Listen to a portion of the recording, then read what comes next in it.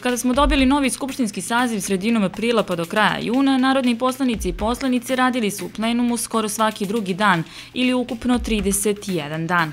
I za to vreme usvojili su 31 zakon, što u proseku čini jedan zakon dnevno.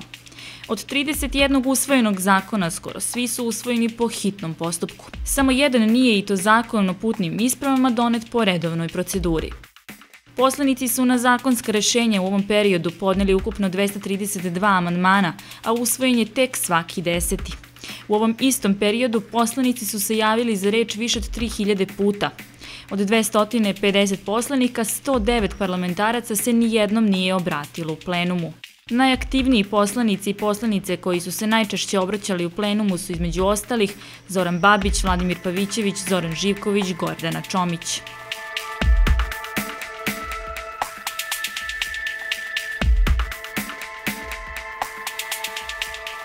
Od 250 narodnih poslanika trećina je uvek bila prisutna na glasanjima za sve predložene zakone.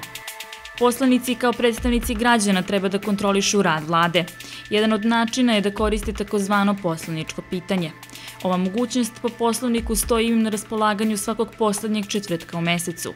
Međutim, u ova 2,5 meseca poslanici su samo jednom imali tu priliku, i to krajem maja.